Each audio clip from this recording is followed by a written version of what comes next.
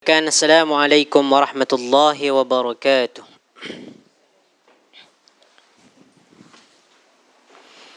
إن الحمد لله نحمده ونستعينه ونستغفره ونعوذ بالله من شرور أنفسنا ومن سيئات أعمالنا. من يهده الله فلا مضل له ومن يضلله فلا هادي له. أشهد أن لا إله إلا الله وحده لا شريك له وأشهد أن محمدا عبده ورسوله لا نبي بعده.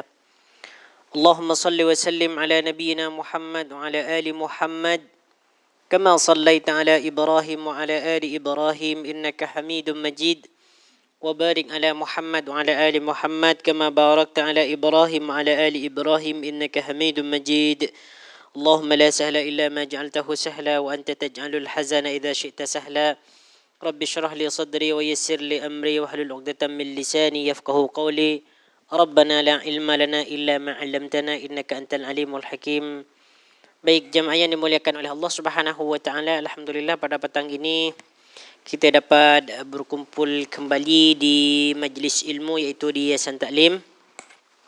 InsyaAllah kita akan sambung pengajian kita pada petang ini iaitu Asmaul Husna, nama-nama Allah Subhanahu wa taala yang baik, yang indah dan yang agung. Pada kali ini kita akan sambung kepada nama yang ke-75, betul ya? As-Sayyid, okey, As-Sayyid. Nah, muka surat yang ke-60, As-Sayyid. Masya-Allah, tak habis-habis nama ni ya. Masya-Allah, tabarakallah. Ini menunjukkan keagungan Allah Subhanahu wa taala. Memiliki nama-nama yang sempurna dan sifat-sifat yang agung. InsyaAllah nama ni bila akan habisnya nama-nama ni? Tinggal berapa nama ni? Dalam 7 ataupun 5 ya? Mungkinlah lebih kurang macam tu lah. Okay, baik. Mungkin pada petang ni mungkin boleh kita ambil 2 nama ataupun sampai 3 nama lah. Tengok macam mana nanti. Baik. Nama yang ke-75 mengikut buku ini ialah As-Sayyiduh. Oh, As-Sayyid. As-Sayyid ni apa? Kita tahu tak Sayyid tu apa? Sayyid. Di tanah Melayu biasa tak orang panggil Sayyid? Sayyid. Habib, Sayyid. Ada Habib bersayyid. Habib tahulah, kan? Sayyid tu apa Sayyid? Yes, pengetua, ketua, pemimpin. Sayyid. Yes. Kalau Syed tu apa? Yang Syed? Syed. S-Y-E-D. S-Y-A-D. Syed. Tu apa tu? Keturunan apa tu? Keturunan Habib ke apa? Tak tahulah. Biasa kan ada sebagian orang di sini yang bernama Syed. Syed siapa? Ataupun Arab juga. Mungkin keturunan Arab. Tapi tengok hidung juga kan. Kalau Syed dia micing yang hidungnya okey lah. Okey, baik, tak ada masalah. Itu As-Sayyid. As-Sayyid yang maha memimpin. Boleh kita sebut sebagai pengetua, pemimpin ataupun tuan. Itu As-Sayyid. Ya, As-Sayyid. Kalau dekat Indonesia, Sayyid ni biasanya digelarkan kepada mereka yang berketurunan Nabi daripada sebelah Hasan kalau tak silap. Hasan ke atau apa? Tak silap lah. Jadi ada dekat dua sana, ada yang dipanggil sebagai Sayyid, ada juga yang dipanggil sebagai Habib. Kalau dah bergelar Habib ni dekat sana, Masya Allah dah. Okey, baik. As-Sayyid yang maha memimpin. Dari segi bahasa, kata As-Sayyidu merupakan sifat musabbahah. Sifat musyabbahah, sifat yang menyerupai isim fa'il. Tetapi dia bukan isim fa'il sebetulnya. Menyerupakan isim fa'il. Bagi sesuatu yang disifatkan dengan siyadah. Siyadah ni ialah ketuanan ataupun kepemimpinan. Disebut siyadah. Kalau Sayyid yang memimpin, okay, ataupun yang menjadi tuan. Tuan. Yang berasal daripada perkataan sada yasudu fahuwa sayyidun. Sayyidun. Sayyidun ialah sifat musyabbahah. Musyabbahah. Dikekal maknanya sayyidun ni. Memimpin. Jadi asal sayyidun itu asal dia sayyidun. Sayyidun. Lepas tu waw yang kedua ni, waw yang kedua pula. Huruf waw ni digantikan kepada huruf ya. Dibacalah sayyidun. Lepas tu bertemu dua huruf, iaitu ya mati dan ya berbaris. Maka ya mati ini dimasukkan kepada huruf ya yang kedua dan digantikan dengan tanda syiddah. Menjadilah sayyidun.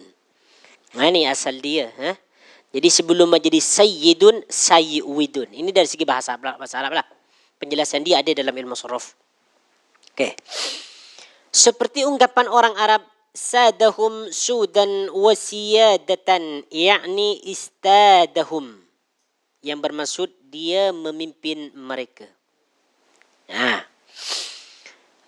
Seorang lelaki, seorang suami dalam rumah tangga dia disebut sebagai sayyid. Yang memimpin. Dia disebut sebagai sayyid.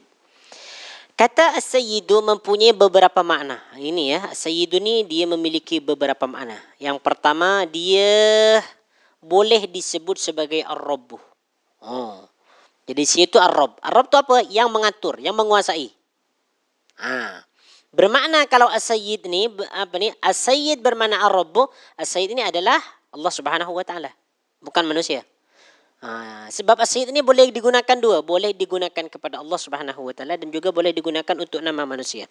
Cuma kalau as-sayyid ni bermakna ar-rabb, maka as-sayyid ni ditujukan kepada Allah Subhanahu wa taala yang mengatur. Lepas tu al-malik yang menguasai.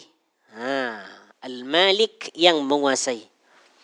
Asy-syarif yang mulia. Okey, ini makna-makna as-sayyid. Al-fadil yang utama.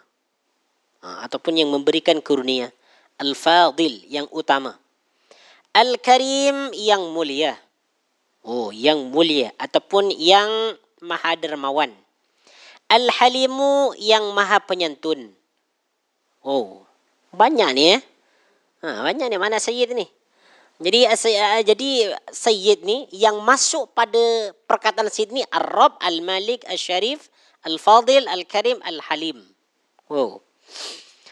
Selain daripada itu, mutahammilu adza qaumihi, yang menanggung beban kaumnya. Inilah kalau disebut as-sayyid pemimpin, bermakna dia yang menanggung semua keperluan kaumnya. Kalau dalam suatu kaum itu ada masalah, ada apa-apa masalah, dia akan pergi kepada pengetuanya, kepada penghulunya, kepada pemimpinnya, itu kepada as-sayyid. Sama kita, kalau kita ada keluhan, ada pertolongan, ada nak minta perlindungan, minta kepada as-sayyid, minta kepada Allah Subhanahu wa taala. Selain daripada itu, as-sayyid ini juga bermakna az-zawjuh, suami. As-sayyid. Sayyid. Bermakna yang telah beristeri ni sayyid lah. Yang isteri ni semuanya mempunyai sayyid, mempunyai suami. As-sayyid. Boleh sebut suaminya sebagai as-sayyid. Ya sayyidi, wahai pemimpinku. Tapi jarang orang memanggil suaminya dengan sayyid. Panggil nama je kan? Nama je. Terus panggil nama, tak panggil tak dia langsung tak pakai tak menggunakan kata yang romantik. Panggil nama dia. Kadang-kadang ada yang panggil abang kan. Kadang-kadang. Tapi kebanyakannya dipanggil nama kan. Tak tentu juga. Terpulang kepada masing-masing ya. Ar-rais pemimpin. Banyak ni makna kepada sayyid ni. Ar-rais pemimpin. Al-muqaddam yang didahulukan. Okey. Baik, dan pemimpin bagi segala sesuatu adalah Allah, karena dialah penguasa segala ciptaan dan tidak ada yang menguasai mereka selain dia. Ini makna-makna as-sayyid ya, banyak makna. Okey, jadi semua makna ini ar-rabbu, al-maliku, al-halimu, al-karimu, al-fadilu, al-syarifu, lepas tu ar-raisu, al-muqaddamu, ini pantas bagi Allah Subhanahu wa taala. Malaikat satu je, az-zawju ni, suami. Kalau suami ni dia tak pantas dinisbatkan kepada Allah Subhanahu wa taala dalam perkataan sayyid. Okey, baik. As-Sayyid merupakan nama yang layak disandarkan kepada Allah Subhanahu wa taala meskipun ia boleh digunakan untuk selainnya dalam konteks tertentu. Okey. Seorang boleh digelar sayyid jika memiliki kedudukan, kemuliaan ataupun kepemimpinan. Tak sebarang seseorang itu boleh kita panggil sebagai sayyid, melainkan dia mempunyai kedudukan yang tertentu. Ataupun dia mempunyai kemuliaan, ya, dia adalah keturunan orang yang orang yang terhormat, dia adalah keturunan penguasa, keturunan raja, ataupun dia ini adalah orang yang dermawan, suka memberi, bahkan dia adalah orang yang dipilih sebagai sebagai orang pemimpin, maka kita boleh panggil dia sebagai sayyid. Jadi sayyid ni dia boleh kita gunakan kepada selain Allah Subhanahu wa taala dalam konteks yang tertentu lah, tapi bukan secara mutlak, konteks tertentu. Kalau orang tersebut ada kemuliaan, ya, boleh kita panggil dia sayyid. Macam seorang pembantu kepada majikannya. Seorang pembantu kepada majikannya dia akan panggil sayyid, ya sayyidi ataupun ya maulaya. Kalau level dia sama, jangan panggil sayyid. Namun begitu, kepemimpinan manusia adalah terbatas, sedangkan Allah adalah pemimpin segala pemimpin dan penguasa seluruh ciptaannya. Nah, sekarang macam mana kita boleh tahu bahawa sayyid ni nama Allah? Ada tak sayyid ni disebutkan dalam Al-Quran atau disebutkan dalam hadis Nabi sallallahu alaihi wasallam? Sebab dalam buku ni dia tak ditulis, tak dicantumkan. Macam mana kalau kita ditanya? Apa ni, kita tahu semua nama Allah Subhanahu wa taala adalah tauqifi berdasarkan nas daripada Al-Quran dan Sunnah. Kalau tak ada dalam Al-Quran, ada dalam hadis, kan? Sekarang apa dalil dia bahawa sayyid ni adalah nama Allah Subhanahu wa taala? Ada tak dalam hadis? Ada dalam hadis, ya. Boleh kita cek hadis tersebut, iaitu riwayat Imam Abu Dawud. Itu boleh bagi nota catatannya. Ya, nama As-Sayyid ini ada dalam hadis Nabi riwayat Abu Dawud, hadis yang ke-4806. 4806. 4806, ya. 4806, 4806. Okey, boleh dicek nanti.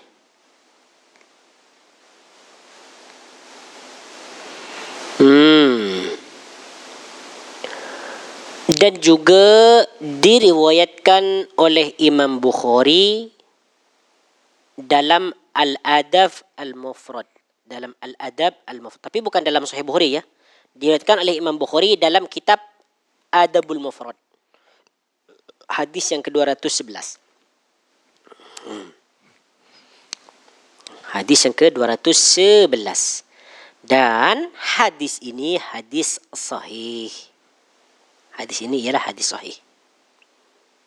Okey. Jadi dekat sini dalam hadis tu ana bacakan hadisnya supaya kita tahu, ya. Hadis ini diriwayatkan oleh Abdullah bin Syekhir. Kata Abdullah bin Syekhir ni,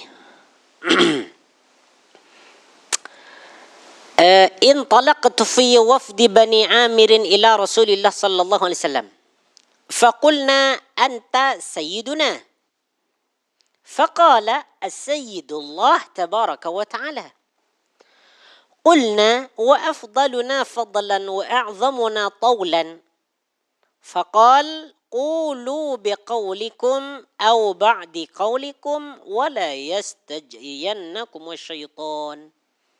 Yang bermaksud, kata Abdullah bin Syekhir, aku pernah pergi bersama rombongan daripada Bani Amir menemui baginda Nabi sallallahu alaihi wasallam. Lalu kami berkata kepada baginda Nabi, anta sayyiduna, wahai baginda Nabi, anta sayyiduna, engkau ini adalah apa? Tuan kami, ya, penghulu kami. engkau adalah pemimpin kami. Ini kata para sahabat kepada baginda Nabi sallallahu alaihi wasallam. Lalu baginda Nabi sallallahu alaihi wasallam menjawab, faqal as-sayyidullahu tabaraka wa ta'ala. Sayyidu bukan saya. Sayyidu adalah Allah tabaraka wa ta'ala. Itu dia. Makanya sebahagian ulama ni dia ada yang tak seberapa setuju lah. Ada yang tak seberapa setuju. Kalangan kita juga ada yang tak berapa setuju. Ada sebagian asatid kita yang bukan asatid lah. Sebagian kawan-kawan kita ada yang tak setuju kalau kita panggil baginda Nabi dengan sebutan Sayyiduna Muhammad. Kan? Ada juga tak setuju kan? Okey, tak ada masalah. Macam mana kita mendepani ataupun mauqif kita, ya, mauqif kita, pandangan kita berkaitan dengannya. Okey, baik. Kalau kita kena tahu tentang hadis ini. Memang dalam hadis ini disebutkan, baginda Nabi sebut as-sayyidullah tabaraka wa ta'ala. Tuan itu, yang menjadi tuan, yang menjadi pemimpin itu adalah Allah Subhanahu wa taala.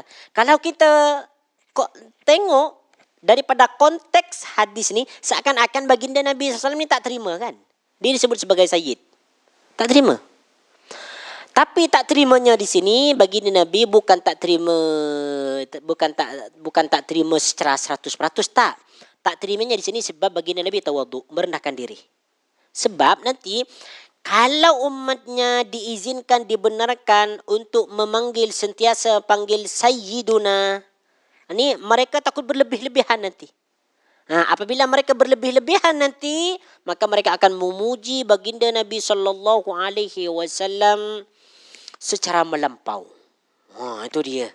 Jadi baginda Nabi bukan tak nak sebetulnya dipanggil as-sayyid, cuma baginda Nabi tawadhu. Takut nanti umatnya berlebih-lebihan dalam menyebut dirinya, memanggil nama dirinya. Jadi kata baginda Nabi kat sini as-sayyidullahu tabaraka wa ta'ala. Tapi dalam hadis yang lain, ni kita penting lah. Sebab ini adalah ilmu. Bagi seseorang yang dia ta'assub kepada salah seorang ustaz, di mana seorang ustaz itu hanya berpandangan sedemikian tanpa menengok ataupun compare dengan hadis yang lain, dia akan ambil dalil ni. Tak boleh kita panggil baginda Nabi dengan sayyiduna. Tak boleh. Kita panggil Nabi, Rasul je. Mungkin dia akan dia akan fokus kepada hadis tu. Dia tak terima pandangan lain.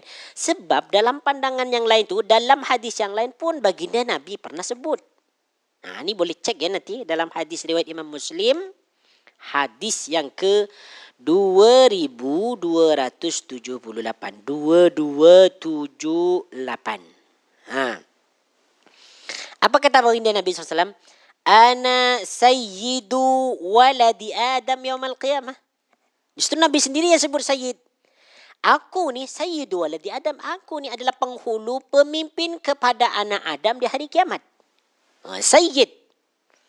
Tidak ada yang menjadi sayyid nanti di yaumil qiyamah melainkan baginda Nabi. Dia akan yang menjadi pengetua, pemimpin di hari kiamat. Bahkan syurga dibukakan pertama kali untuk siapa?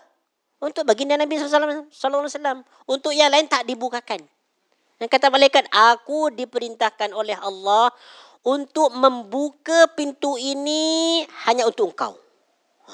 Itu pertama kali. Oleh karena itu baginda Nabi sebut ana sayyidu waladi Adam. Aku sayyid, pemimpin, penghulu, tuan kepada waladi Adam yaumil qiyamah. Bahkan dalam hadis yang lain, wala fakhrah. Dalam hadis riwayat Imam Tirmidzi baginda Nabi sebut wala fakhrah. Bukan karena aku ini ingin sombong, kata baginda Nabi. Bukan aku ini ingin sombong, kata baginda Nabi. Memang pada kenyataannya adalah sayyidu waladi Adam yaumal qiyamah. Oleh karena itu ulama mengatakan tak ada masalah kita sebut sayyid. Sebab baginda Nabi sendiri pun dia sebut sayyidu waladi Adam. Itu dia. Mau pendapat ustaz macam mana? Ana okey je. Tak ada masalah. Ana sebut sayyid. Tak ada masalah untuk mengagungkan baginda Nabi SAW. Tapi pengagungan kita jangan berlebihan. Sekedar sayyid je. Memang baginda Nabi adalah pemimpin bagi kita. Sayyid. Ketika kita baca salat Allahumma salli ala Muhammad wa ala ali Muhammad. Ataupun Allahumma salli ala Sayyidina Muhammad wa ala ali Sayyidina Muhammad. Tapi perlu diingat dalam solat kan. Dalam solat, tahiyat, kita baca salawat Ibrahimi kan. Allahumma salli ala Muhammad. Yang warid, yang datang daripada baginda Nabi ialah Allahumma salli ala Muhammad. Jangan ditambah-tambahin untuk yang solat ni. Ya, jangan ditambah-tambahin. Meskipun dalam mazhab Syafi'i dibenarkan, jangan kita tambah-tambahin. Lebih baik kita ambil apa jadi? Ambil yang original. Jangan kita mau tambah-tambahin. Sebab baginda Nabi ketika baca salawat tu, baginda Nabi sebut Allahumma salli ala Muhammad je. Sahabat pun baca macam tu, Allahumma salli ala Muhammad je. Jadi tak perlu kita Allahumma salli ala Sayyidina Muhammad wa ala ali Sayyidina Muhammad kama sallaita ala Sayyidina Ibrahim ala. Sebab doa ini, solat ini adalah doa kita mengagungkan Allah Subhanahu wa taala, itu yang pertama kali. Nah, kalau kita dah mengagungkan Allah Subhanahu wa taala, bermakna yang lain ni berada di bawah Allah, kena tunduk kepada Allah. Tak boleh mengagungkan dirinya. Bukan kita tak boleh mengagungkan Nabi, boleh kita agungkan baginda Nabi sallallahu alaihi wasallam tapi di luar solat. Kalau kita nak sebut sayyidina. Itu dia. Inilah kita sebagai sebagai kita yang disebut sebagai sebagai kaum muslimin Ahlus Sunnah wal Jamaah yang mengikuti manhaj salafus soleh, kita kena tahu benda ni. Sebab kalau kita hanya mengambil satu pandangan tanpa kita menoleh ataupun memperhatikan pandangan yang lain, seakan-akan ini kita ta'assub pada suatu pendirian. Sebab hadis ni dia banyak. Ada hadis yang berbentuk umum, ada hadis yang berbentuk khusus, ada yang umum yang ditakhsis, ada yang mutlak ditaqyid. Itu dia. Ada hadis yang mansuh kan, dihapuskan dan sebagainya. Kita kena tahu benda ni.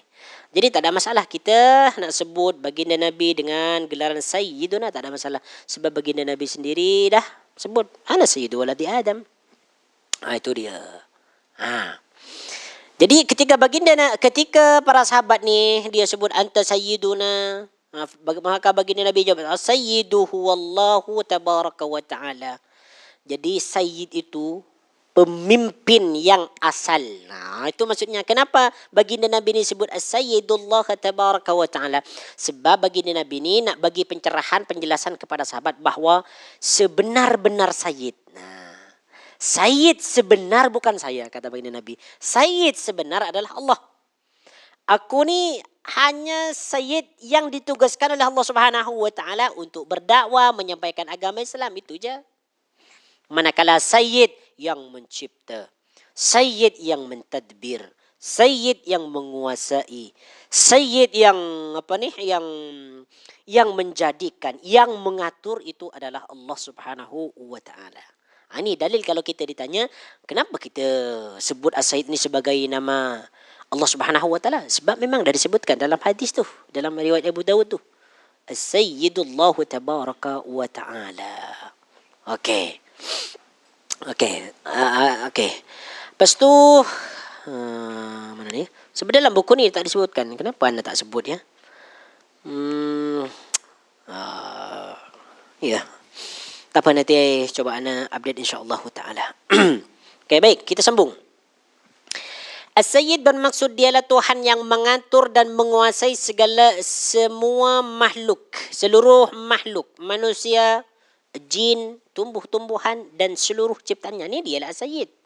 Mengatur, menguasai seluruh makhluk manusia, jin, tumbuh-tumbuhan dan seluruh ciptaannya. Jadi maksudnya Allah Subhanahu wa taala tuan kepada seluruh ciptaannya. Segala urusan makhluk berada dalam taklukan dan pentadbirannya. Dialah pemimpin yang maha baik lagi maha bijaksana, yang menetapkan segala takdir dan ketentuan makhlukannya. Al-Halimi berkata, ni tengok kata Imam Al-Halimi. Al-Halimi pun juga menyatakan bahawa As-Sayyid ini adalah nama Allah Subhanahu wa taala. Kata Imam Halimi, As-Sayyid termasuk dalam nama-nama Allah yang tidak disebut secara langsung dalam Al-Quran, tetapi disebut dalam hadis Nabi sallallahu alaihi wasallam. As-Sayyid membawa maksud dialah yang sangat diperlukan pertolongannya. Dialah yang sangat diperlukan pertolongannya.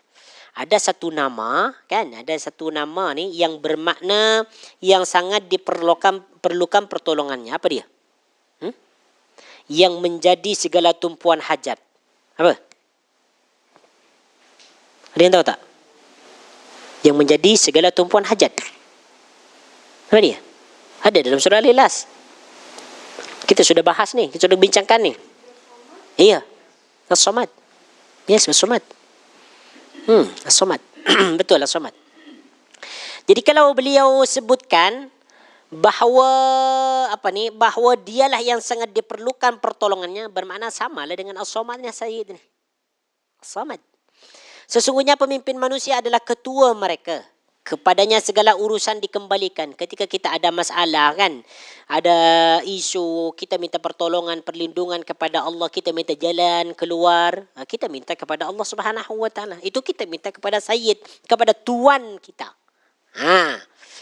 Dengan perintahnya mereka bertindak, dengan petunjuknya mereka melaksanakan, dan dengan kekuatannya mereka memperolehi apa yang diusahakan. Ini kata Imam Al-Halimi. Sekarang kita pindah kepada perkataan Imam Ibn Al-Qayyim. Dia kata, As-Sayyid bagi Allah bermaksud zat yang memiliki kepemimpinan secara mutlak. Semua makhluk tunduk dan menghambakan diri kepadanya. Haiwan-haiwan, tumbuh-tumbuhan, angin, batu, langit dan bumi tunduk kepada Allah Subhanahu wa taala.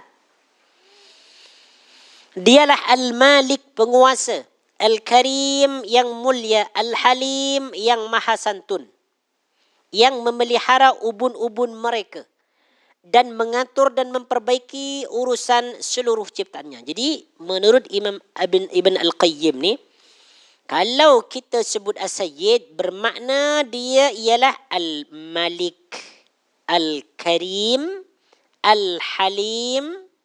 Tiga ya? Tiga. Jadi Al-Malik, Al-Karim, Al-Halim. Penyantun yang maha mulia ataupun yang banyak memberi. Kemudian Al-Malik.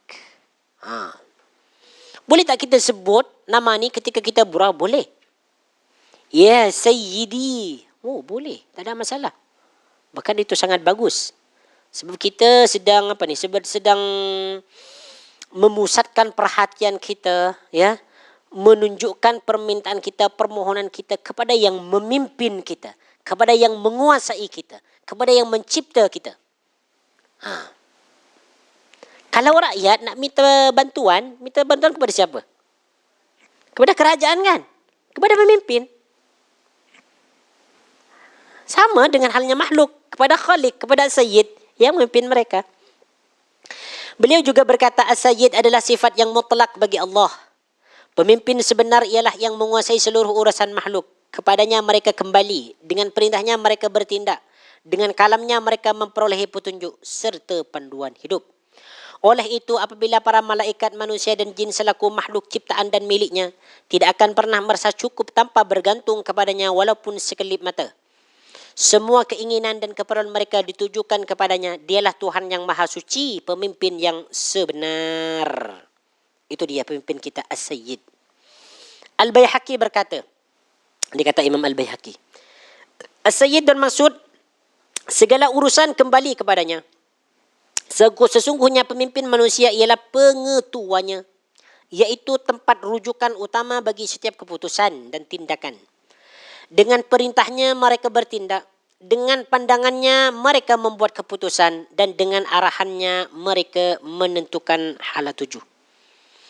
Sebagaimana Ibn Al-Qayyim sebut dalam Qasidah An-Nuniyah, wa huwal ilahus sayyidus samadul ladzi samadat ilaihi al-khalqu bil id'ani al-kamilul awsafi min kullil wujuhi kamaluhu ma fihi min nuqsani. Dialah Allah yang menjadi Sayyid, pemimpin, As-Samad, tempat meminta segala sesuatu. Ni tengok ni.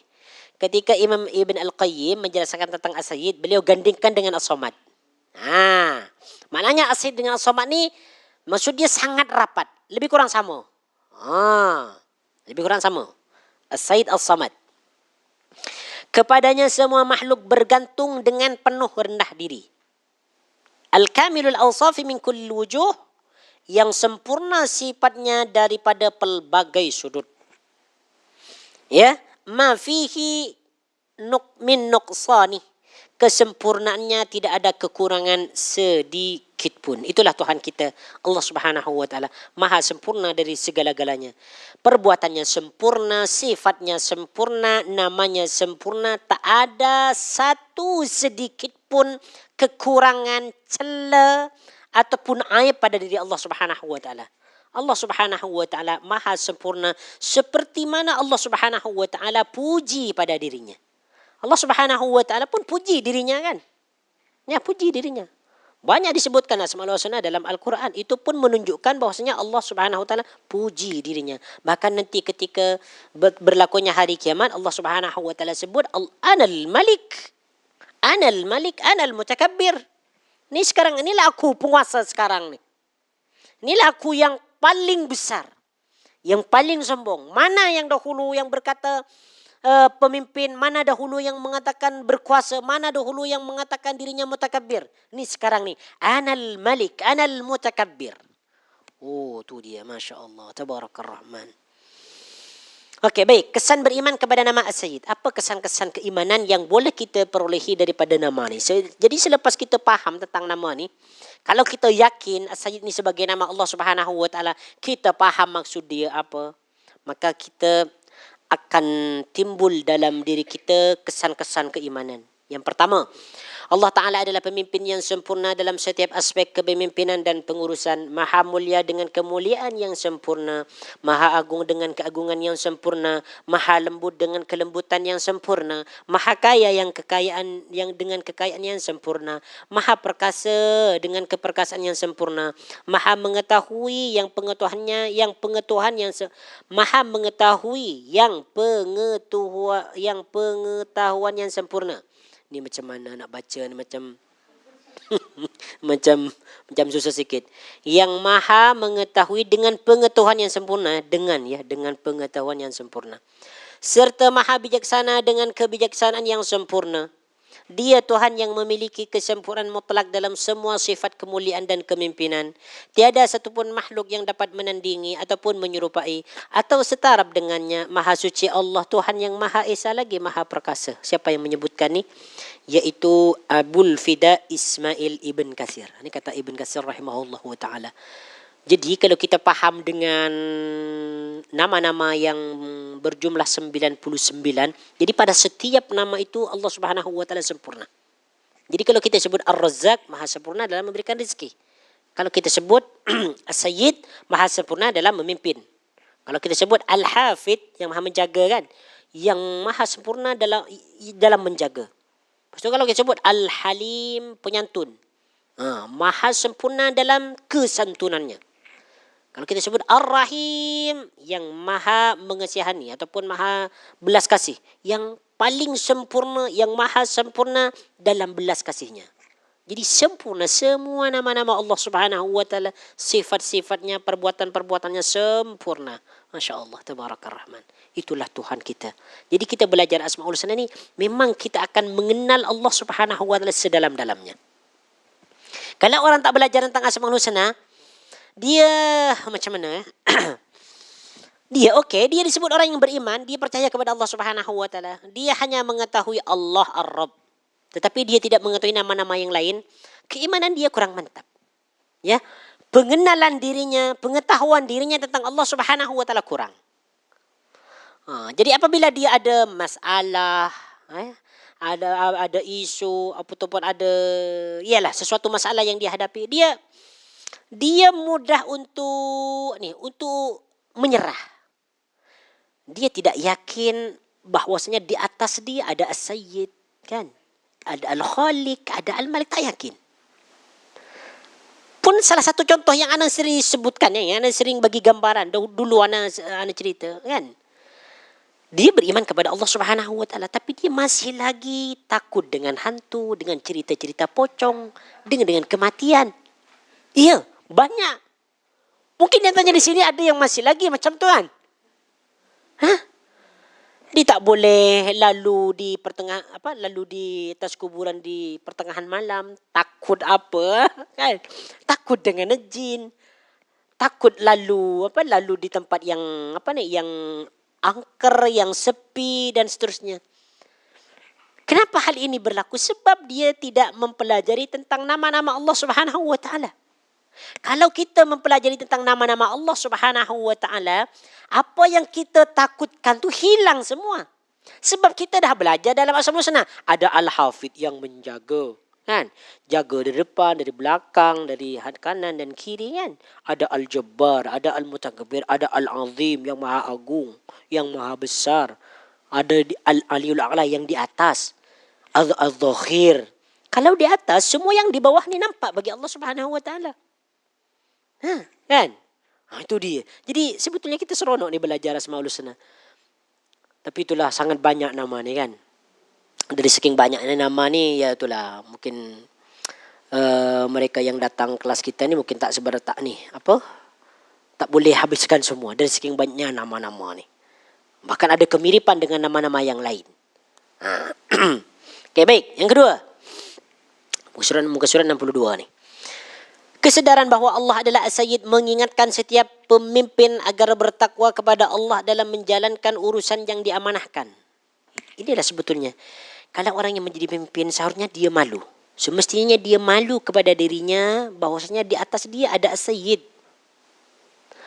Ya, bos kita siapa? Bos kita sebenarnya sebenar bos kita siapa? Allah As-Sayyid. Itu bos kita. Jadi dalam bekerja ni kita mesti hati-hati. Jangan kita bekerja ingin memberikan yang terbaik sebab kita takut kepada bos, takut gaji dikurangi, takut takut dibuang kerja, tak. Tapi kita mesti takut kepada Allah Subhanahu wa taala bahawa ketika kita bekerja ni sedang dipantau, dilihat oleh pemimpin kita, oleh bos kita. Sebab yang bagi kita kerja, yang bagi kita makanan itu adalah Allah. Cuman melalui perantara makhluknya. Kau diangkat sebagai director, diangkat sebagai pengetua, diangkat sebagai bendahara, sekretaris. Itu Allah Subhanahu wa taala yang angkat dia. Tapi melalui perantara orang lain. Allah gerakkan hati orang lain tu supaya angkat engkau. Supaya jabatan kau naik. Tapi apabila dia diberikan jabatan, dia pun tak malu. Tak malu kepada Allah. Sering kali menyalahkan kekuasaannya, menyalahkan jabatan dia. Ya, sewenang-wenang tarik tauliah. Sewenang-wenang dia kalau sudah diberikan sebagai jabatan, sebagai mufti, tiba-tiba dia tarik tauliah orang yang tidak sependapat dengan dia. Ini akan dipertanyakan nanti di yaumil qiyamah. Yes. Sebab dia tidak takut kepada memimpin. Dia tidak takut kepada bos yang asal. Yes, jadi tidak takut kepada bos yang asal, yaitu Allah Subhanahu wa taala As-Sayyid. Okey.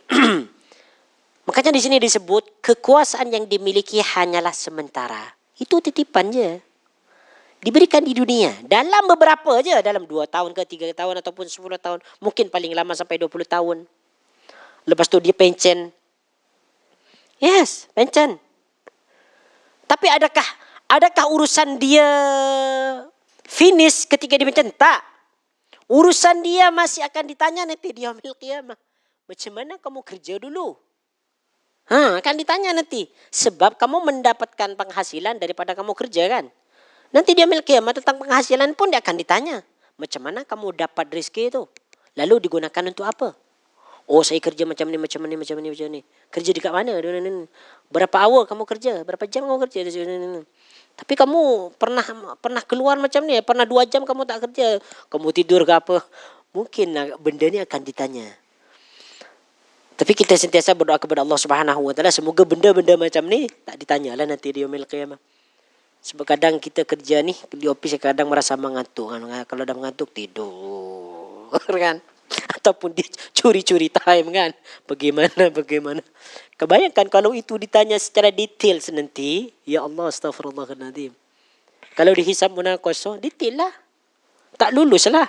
Oh iya Tuhanku, dulu semasa anak kerja, dulu anak pernah ambil 1 jam untuk bersantai selain waktu rehat.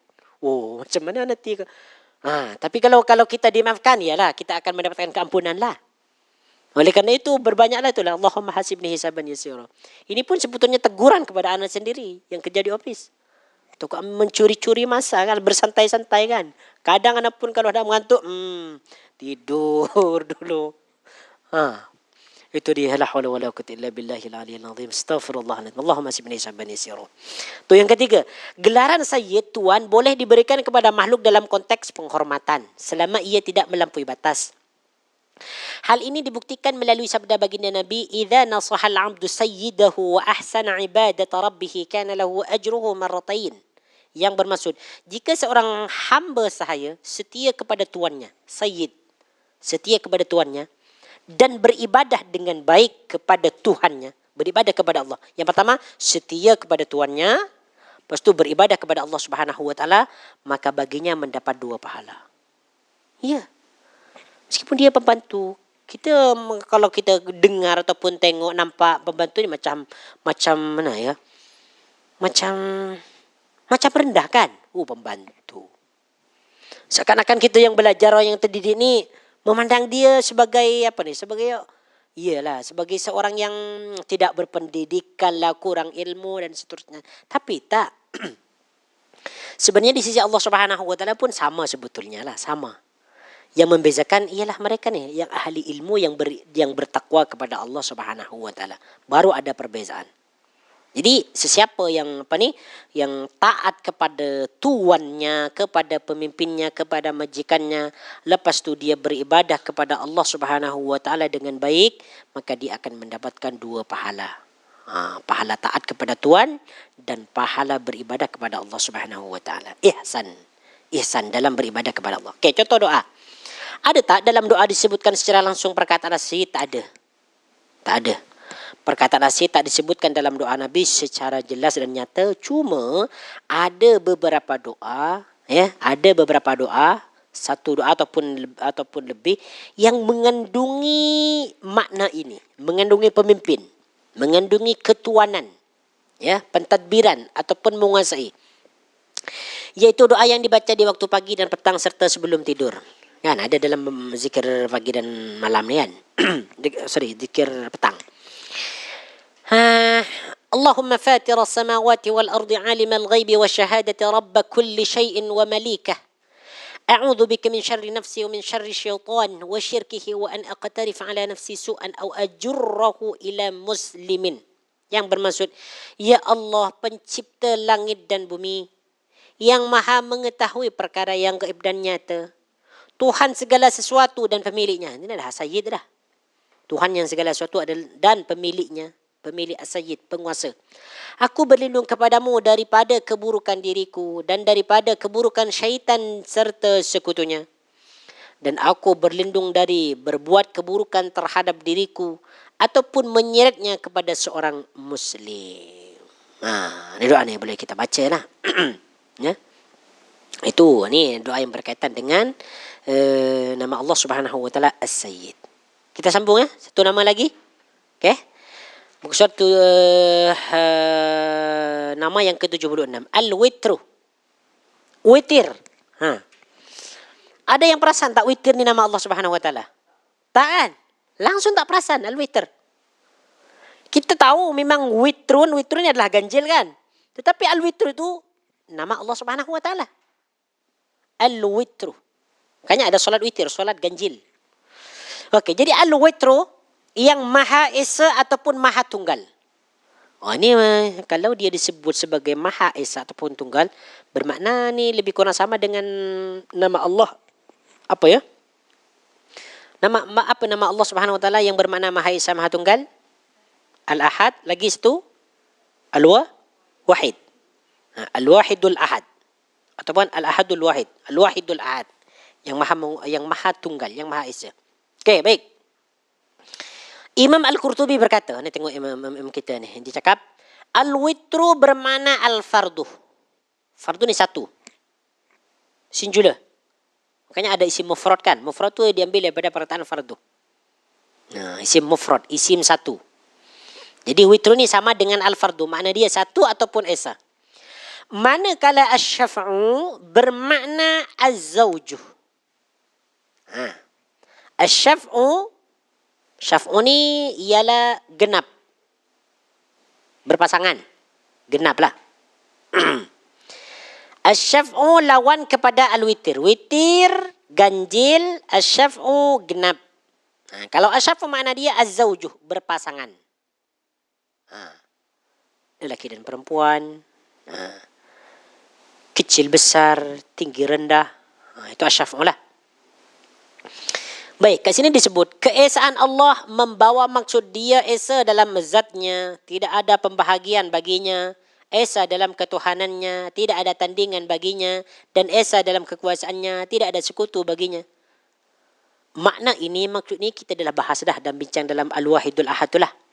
Jadi anak tak perlu panjangkan lagi. Kita cuma ingin mengetahui saja Al-Witr ni nama Allah Subhanahu Wa Taala, dan kita ingin mengetahui dalil dia apa. Apa dalil Al-Witr ini sehingga dia disebut sebagai nama Allah Subhanahu Wa Taala? Kita tengok kat sini.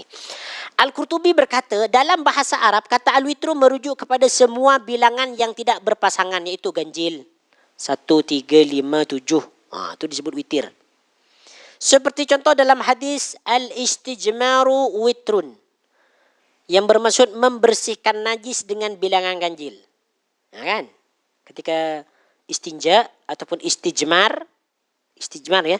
Kalau istinja menggunakan air, kalau istijmar menggunakan batu. Batu. Disunahkan 3 kali ataupun disunahkan berganjil lah, ganjil. 1, 3 ataupun 5 ataupun seterusnya. Tapi jangan berlebih-lebihan juga. Sampai 21 kali ataupun Astaghfirullahaladzim. Okey. Qatadah berkata, kata asyaf'u genap bermaksud az-zawjan, iaitu berpasangan. Semua ciptaan Allah berpasangan. Malam berpasangan dengan siang, lelaki dengan perempuan, dan daratan dengan lautan. Manakala al-witr, maksudnya kalau disebutkan berpasangan ni, maknanya ada yang setara lah kalau berpasangan tu. Maksudnya ada yang menandingi dia lah. Kan? Ada tandingan. Itu ada tandingan lah. Ada tandingan. Kalau berpasangan.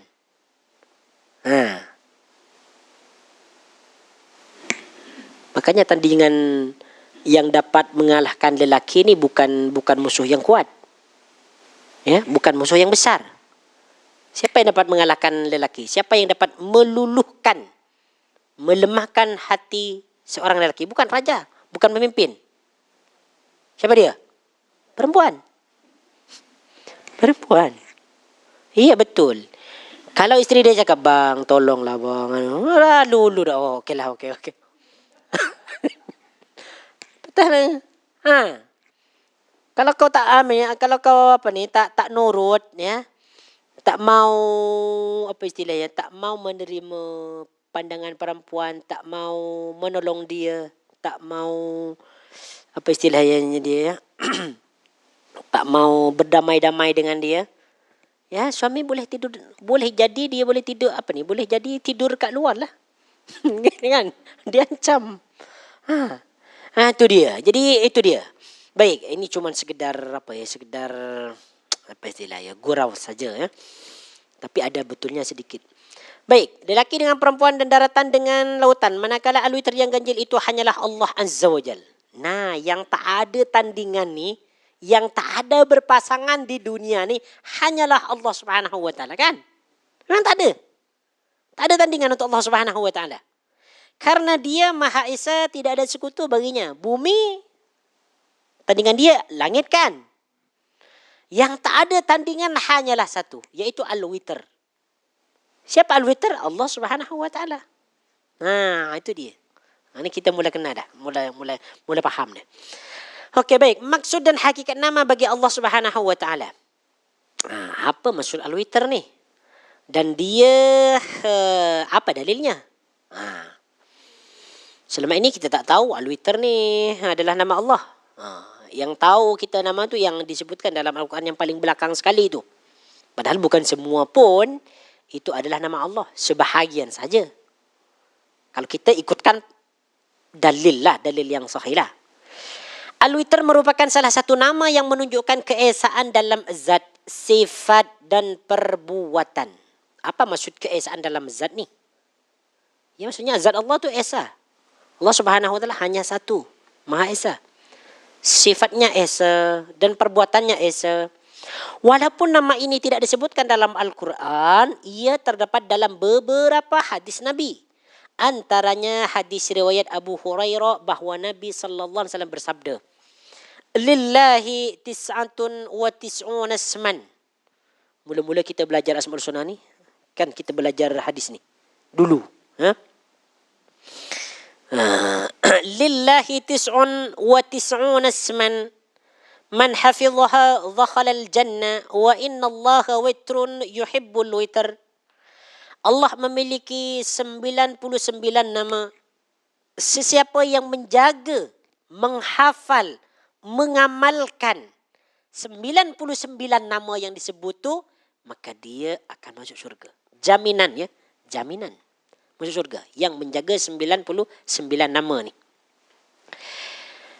Allah itu maha ganjil, witr. Ini baginda Nabi yang sebut ni, Allahu witrun, Allah itu maha ganjil. Yuhibbul witrah, dan menyukai bilangan yang ganjil. Suka bilangan ganjil. Dalam kita mengamalkan ataupun melaksanakan perintah Allah Subhanahu wa taala ataupun dalam melaksanakan kerja-kerja keseharian, aktiviti dan seumpama, kalau kita buat dalam dalam hitungan ganjil, buat dalam ganjil, itu Allah Subhanahu wa taala sangat suka. Sangat suka. Kita kita macam tadi yang disebut istijmar kan, dengan bilangan ganjil, Allah Subhanahu wa taala suka. Tapi tak semua kita buat dalam bilangan ganjil. dalam beberapa keadaan lah. Bukan semua, tak. Bukan semua. Al-witru bermaksud dia yang Maha Esa. Tidak ada sekutu dan tandingan baginya. Ini kata Imam Al-Khattabi. Ya. Al-witr, jadi dalam hadis ini ada perkataan witr. Inilah yang menjadi dalil bahawasanya witr ni nama Allah. Sebab dalam hadis riwayat Imam Bukhari ni dan Imam Muslim ni disebut innallaha witrun. Innallaha witrun. Kata Imam Al-Khattabi, al-witru bermaksud dia yang Maha Esa, tidak ada sekutu dan tandingan baginya. Allah bersendirian daripada makhluknya. Sendiri Allah Subhanahu wa taala. Ya. Dan sifat-sifatnya jelas kelihatan bagi semua makhluk. Sebaliknya, makhluk bersifat syaf'un, genap, dan diciptakan secara berpasangan. Ini selari dengan firman Allah yang bermaksud segala sesuatu kami jadikan berpasangan. Surah Az-Zariyat ayat yang ke-49. Anda baca je ya. Dia yang menciptakan manusia dengan sebaik-baik rupa dan bentuk serta menjadikan mereka berpasang-pasangan, lelaki dan perempuan, tua dan muda, besar dan kecil, sihat dan sakit. Dalam ciptaan yang berpasangan ini terserlah keagungan Allah sebagai Tuhan yang Maha Tunggal, yang tidak beranak dan tidak diperanakkan. Dia tidak memiliki pasangan, teman maupun pembantu. Dialah zat yang Maha Esa, tiada sekutu baginya dalam zat, sifat dan perbuatan. Jadi kalau kita ditanya Maha Esa itu apa? Maha Esa itu ialah Allah bersendirian, tidak ada pasangan, tidak ada teman, tidak ada pembantu. Allah menciptakan dunia dengan dirinya, tidak meminta pertolongan kepada jin, manusia, kepada makhluk, tak. Jadi dalam perbuatannya Maha Esa, dalam sifatnya Maha Esa. Dalam sifatnya Maha Esa, namanya juga Maha Esa. Okay. Firman Allah Ta'ala, Badi'us samawati wal ard, anna yakunu lahu waladun wa lam takun lahu sahibah, wa khalaqa kulla syai' wa huwa bikulli syai'in alim. Yang bermaksud, dialah yang menciptakan langit dan bumi. Bagaimanakah dia mempunyai anak sedang dia tidak mempunyai isteri? Dia pula yang menciptakan tiap-tiap sesuatu dan dialah yang maha mengetahui akan segala-galanya. Surah Al-An'am ayat yang 101. Dialah yang Maha Esa, tiada tandingan baginya. Dialah satu-satunya yang berhak disembah dengan sebenar-benarnya. Dia Esa dalam ketuhanan, Esa dalam kekuasaan, Esa dalam mencipta. Anda tengok, perhatikan, ini garis bawahi ya. Dialah satu-satunya yang berhak disembah dengan sebenar-benarnya. Ini Maha Esa. Al-Wahidul Ahad ataupun Al-Witr. Dia esa dalam ketuhanan. Maksudnya ketuhanan itu apa? Dia mencipta, dia diibadahi, dia diagungkan, ya. Dia dimuliakan, dia dihormati. Esa dalam kekuasaan. Hanyalah dia yang paling berkuasa di dunia ini. Esa dalam mencipta, hanyalah Allah Subhanahu wa taala yang mencipta segala ciptaannya dan mengatur segala makhluknya. Hanyalah Allah yang mengatur seluruh makhluk. Berapa makhluk yang diatur oleh Allah, yang diurus oleh Allah? Daripada makanannya, minumannya, tempat tidurnya, tempat tinggalnya. Lepas itu mereka dipelihara, dijaga. Semua keinginan mereka diperkenankan. Semua keperluan mereka diberikan. Banyak. Dia memiliki kerajaan langit dan bumi. Langit dan bumi ini adalah kerajaan Allah Subhanahu wa taala. Memberi rezeki, menghidupkan dan mematikan. Segala perbuatannya dilakukan dengan kekuasaannya sendiri, tanpa bantuan ataupun campur tangan sesiapapun daripada kalangan makhluk. Allah itu esa dalam segala hal, tiada pembahagian pada zatnya, tiada sekutu dalam kekuasaannya, dan tiada tandingan dalam sifatnya. Maha suci Allah, Tuhan yang maha tunggal lagi maha perkasa. Kita sambung ya. Senang je kita nak faham ni. Sebenarnya dah ada terangkan dulu. Jadi anda tak perlu panjangkan lah. Okay, kesan beriman kepada nama Allah Al-Witr. Seseorang yang memahami dan menghayati nama Allah Al-Witr dengan sempurna akan merasakan kesan mendalam dalam keimanannya. Antara kesan tersebut ialah yang pertama, menanam keyakinan dalam hati bahawa Allah Ta'ala tidak mempunyai sekutu maupun tandingan. Dialah Tuhan yang Maha Esa, tempat bergantung segala makhluk, yang tidak melahirkan dan tidak pula dilahirkan. Allah Maha Esa dalam zat, sifat dan perbuatannya. Yang kedua, nama Al-Witr juga menunjukkan bahawa Allah menyukai segala sesuatu yang bersifat ganjil. Hal ini tercermin dalam pelbagai ajaran baginda Nabi yang menganjurkan pelaksanaan amalan dengan bilangan ganjil. Antara contoh yang disebut dalam hadis Nabi SAW, "Idza istajmara ahadukum falyastajmir witran." Apabila seseorang dari kamu bersuci dengan batu, hendaklah dia melakukannya dengan bilangan ganjil. Selain daripada itu, terdapat beberapa amalan lain yang dianjurkan untuk dilakukan dalam bilangan ganjil. Seperti menutup solat malam dengan solat witir. Kan? Solat dengan witir sebelum tidur. Ataupun selepas witir, ataupun selepas tidur boleh. Dan memakan kurma dalam bilangan ganjil. Kan? Sebelum solat Idul Adha. Makan kurma. Idul Adha ke Idul Fitr ni? Dan memakan kurma dalam bilangan ganjil sebelum solat Idul Fitr ni. Sebab sebelum solat Idul Adha, kalau dalam Idul Adha yang disunahkan adalah makan selepas solat. Makan selepas solat. Kurma dalam bilangan ganjil sebelum Idul Fitr. Idul Fitr kalau tak silap ya. Tapi kena cek lagi nanti lah. Sebab yang anda tahu Idul Adha ni kita disunahkan untuk makan selepas kita berkurban, selepas kita solat. Yes, terutama bagi yang berkorban. Okey, contoh doa. Berikut beberapa contoh yang mengandungi makna seperti yang seerti dengan Al-Witr. Kalau kita cari doa yang di dalamnya disebutkan Al-Witr, tak akan jumpa lah. Yaitu doa dengan bertawassul dengan nama Allah. Ini yang biasa doa yang kita baca itulah. Memang kita kena baca kalau kita nak memohon kepada Allah ni. Allahumma inni as'aluka bi anni asyhadu annaka antallahu la ilaha illa antal ahadus samadul ladzi lam yalid wa lam yulad wa lam yakul lahu kufuwan ahad. Ini banyak kali ana jelaskan ya. Ya Allah, sesungguhnya aku memohon kepadamu dengan bersaksi bahawa engkau adalah Allah, tiada yang berhak disembah dengan benar kecuali engkau, yang Maha Esa, yang menjadi tempat memohon segala hajat, yang tidak beranak dan tidak pula diperanakkan, serta tidak ada satu pun yang setaraf dengannya. Doa membolak-balikkan tubuh ketika tidur.